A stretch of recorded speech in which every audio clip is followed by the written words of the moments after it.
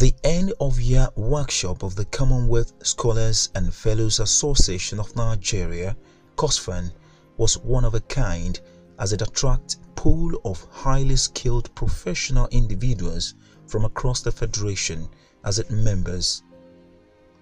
Featuring the annual general meeting of the association and swearing in of new executive officers, the aim of the workshop was anchored on the need to continuously impact positively on the Nigerian society. Held at Ladi Kwali Hall, Sheraton Hotel, Abuja, the annual general meeting, which was early scheduled, captured a 3-year strategic models and plan on how to further empower each members of the association and ensuring that Nigeria as a nation continues to benefit from the wealth of experience and skills gathered from the Commonwealth scholarships. The meeting also bordered on the need for the association to partner with relevant parastatals and agencies across diverse fields, especially education, to be able to meet up with the Sustainable Development Goals. It was, however, contained in the meeting that regional coordinators be appointed to shave excesses as Cosfan still lacks financial strength. Presentation of the certificates of return was the highlight of the meeting. So on behalf of the electoral committee and members of Cosfan, we present the certificate.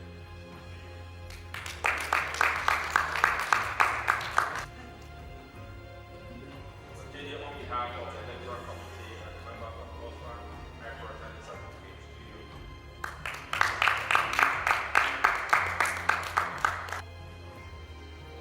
On behalf of the electoral committee and members of Cosfan, I present the certificate.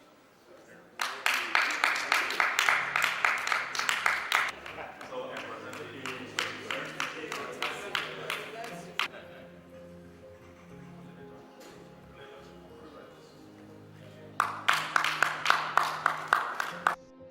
The end-of-year workshop evening reception began in earnest as the oath-taking ceremony of the new executives was officiated by the Senior Advocate of Nigeria, Barrister Mrs. Victoria Olufunmilayo Awomolo, SAN.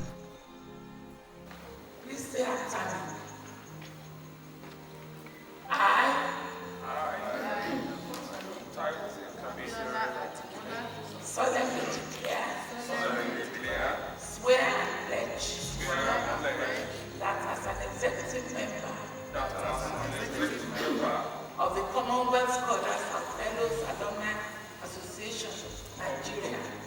Of the Commonwealth Scholars and Fellows Association, Nigeria. Cosfan. I will be faithful. And bear true allegiance. To the Federal Republic of Nigeria at all times. That I will uphold the aims and objectives of Cosfan. And defend its values at all times. I will not discriminate. On the basis of religion. Tribe. Cult. Or status. Or practice any form of partiality. In the performance of my official duties. I will always place service. To the public. Above selfish interests. Realizing that. Being an executive of Cosfan. Is a public trust. I will always perform. My official duties in Cosfan. Diligently and efficiently. And will not engage in. Or be involved in any activity. In conflict. Either directly. Or indirectly. With this pledge. I will. In the performance of my official duties. the performance of my official duties, eschew and expose corruption, and will also not corrupt others, or aid or abet corruption in any of his facets, in and outside his public service. I will always follow the path of justice,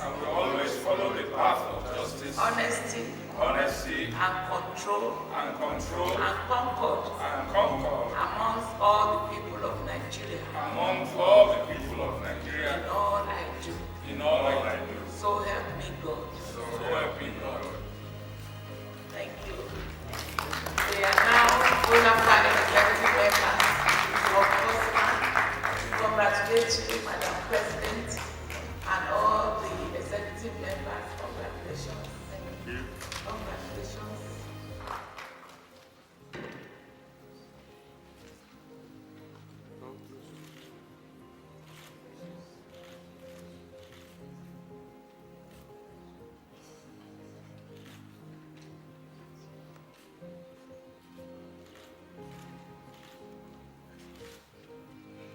Thank you very much. Please let's give a round of applause. Congratulations to Dr. Adimula. Thank you very much, sir, for the honor. Thank you. Speaking on the theme of the workshop, Galvanizing Strategic Partnership for Attainment of SDGs, the newly appointed president of the association, Barrister Dr. Biola Adimula, expressed confidence of the Cosfan at giving back to the society. United Kingdom. It is noteworthy that since 1959, almost 60 years ago, British government has been offering scholarships and fellowships to Nigerians among other nations, and to date, over 2,000 Nigerians have benefited. What Cosfan is doing today is simply to come back to appreciate the efforts, like the biblical lone blind man who received the sight and returned to say thank you. Beyond appreciating our benefactors, we have come to give back to the society. We are set to impact the Nigerian society positively. We are making ourselves available to collaborate towards enhancing the education and other relevant sectors in the country by offering voluntary services to those who need our professional services. Luckily, we cut across the sciences and humanities. May I use this opportunity to call on all other Cosfan members across the globe yet to be part of this vision, to be encouraged to join this move, to put our country, Nigeria, at a higher pedestal of high educational standards. Dr. Adimula said that for a nation such as Nigeria to grow and develop considerably, there is dire need for proper collaboration with the federal government and relevant agencies. Though this event is an end-of-year workshop of our great association, it is also a gathering of stakeholders of the global goals towards attaining the Sustainable Development Goals, SDGs, in diverse sectors. The main objective of Cosfan is to promote and advance education in order to create an aware and informed Nigerian society. Other objectives include the provision of scholarships by institutions of award to deserving Nigerians, and to act as a think tank in different needs-based development issues in Nigeria and between Nigeria, UK, and other Commonwealth countries, among others. Our programs and activities are targeted towards achieving the Sustainable Development Goals in 6 focus areas of Commonwealth Scholarship Commission, United Kingdom. Number 1 is science and technology for development. Number 2 is strengthening health systems and capacity. Number 3 is promoting global prosperity. 4 is strengthening global peace, security, and governance. Number 5 is strengthening resilience and response to crisis. Delivering the keynote address, the DFID head office, Debbie Palmer, charged Cosfan members to continue to impact their societies in a transformational ways, other than that their activities are in tune with the DFID's vision. As the association, as a group of fantastically motivated individuals, you have a real opportunity to think about how you want to give back to your society and to get involved in the transformation of your communities to help build a safer, healthier and more prosperous world for all of us. Because as Commonwealth scholars, you play, as I said, a really important role, having stretched yourselves, studied abroad, lived, gained new skills, to bring that back and contribute to your society, as any of us do, frankly, who have lived and studied abroad. So to talk briefly about the SDGs, you'll be familiar with them. There are 17 goals stretching across tackling poverty, bringing hunger to zero, working on health, education, gender, water and sanitation, energy, jobs, and many more. But goal number 17 is about partnership. And I want to dwell on that briefly this evening because I think it's the spirit of what all of you bring to this debate. Speaking on the theme, Palmer inspired the fellows and scholars to be more practically dedicated at ensuring that the world, especially Nigeria, is a better place for all. Nigeria is an incredibly important partner for the UK. In my organisation, in DFID, which is the arm of the British government that manages all of the UK's aid programme, this is our second biggest programme globally. Nigeria is our second biggest programme globally. And that's because Nigeria matters. Nigeria matters because Nigeria is a big, powerful, confident nation. Nigeria matters for the rest of West Africa and the continent of Africa. Nigeria matters immensely for achieving the SDGs. Palmer reiterated the DFID's commitment at supporting Nigeria as the most populous black nation through adequate intervention and appropriate grant to grow the nation. Now, the United Kingdom's been sponsoring scholars through this scholarship scheme since 1959, and over 27,000 scholars from around the world have benefited. That's a huge number of people. We have 800 moving through this scholarship scheme every year, and I'm truly proud that my organisation, DFID, supports a huge number of those scholars. And that's why the British government is investing hugely in its partnership with Nigeria across a whole range of activities. From the support we provide to the crisis in the northeast, right down to the work we're doing on capital markets and financial sector deepening, linking up the stock market in Lagos with the London Stock Exchange and building those capital markets and skills and deepening. And right across many subsectors in between. We invest in deepening democracy by supporting INEC and supporting civil society actors to invest in helping to provide a more accountable and fairer election environment. But I also wanted to focus on 3 particular areas this evening very briefly and talk about some of the lessons that we've learned as an organisation during the last 20 years of investing so intensely in Nigeria. The chairman of the occasion, who is the Director General NTA Nationwide, Alhaji Yakubu Bin Muhammad, ably represented by Mrs. Ogaya Simon, lauded the efforts of the Commonwealth alumni at ensuring a better Nigeria, other than that NTA as a medium is ready to partner with Cosfan. At NTA, we appreciate what Cosfan is doing. I commend your laudable projects you are setting out to do. I had a brief look at your strategic plan, and I know that you are a privileged and a select few. And as challenged by Debbie, if you go out there, you will make a difference. Chidi, who is a consultant, UN Education and Emergency, emphasized the need to guard against any form of artificial or natural distractions that are capable of causing destruction to our natural habitat. Doing so, he said, will encourage access to basic education.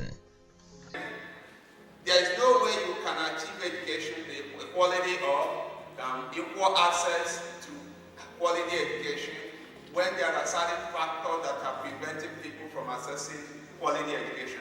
Such issues include conflict, violence, and various crises such as natural disasters. And I think Nigeria needs most important attention from every stakeholder, local, and those kinds of conflict going on are displacing people and households from their locations. At the same time, natural disasters, just such as flood, is also displacing people. So we have a lot of IDP camps in Nigeria. How can these people access education when they are not located in their natural environment, especially where the children were registered to go to school?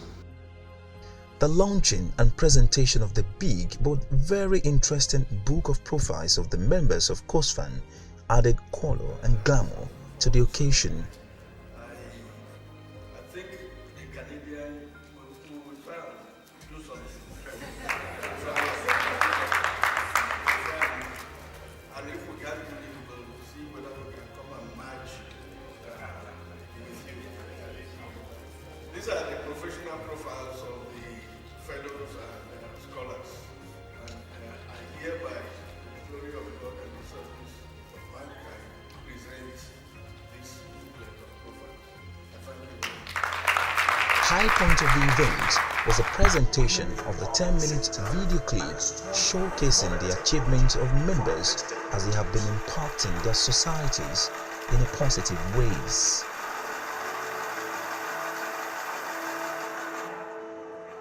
And I think this is an excellent start, launching the alumni. But I think also what is very, very interesting, what has happened today, is sharing the experience of the members of the alumni, showcasing what they have achieved in their professional careers. And I think that's a really powerful tool in terms of motivating others to begin to think about how do I make the most value out of the Commonwealth Scholarship, the Commonwealth Fellowship. So how do I take that step beyond just going to the UK, getting a degree, taking part in the fellowship, and then just coming back and continuing with my professional career? How do I take that next step into becoming a leader for Nigeria? And I think for me, I would be really excited to see in a year, when we come back here, the kinds of stories that we'll be sharing about what others have done to lead change in their communities and across the country in general. They have benefited from these awards and fellowships for a period of time. So you see that you have a crop of people who are skilled and professionals in their different spheres, of influence. You have doctors here, you have lawyers, you have accountants, you have PhD holders, you have technocrats, you have diplomats, all what. So imagine having all of these people come together and put, this wealth of knowledge and resources together, coupled with what they have learned, while they were in the different programs abroad. Imagine all of this coming together, and then as this strong human resource now pushing and contributing to Nigeria. Imagine how much more, how better Nigeria would be if we've taken from all what we've learned, all what we've gotten, if we can, take from that and impact Nigeria. Nigeria is going to be just as good, if not better, than the places that we learned, the things that we've learned.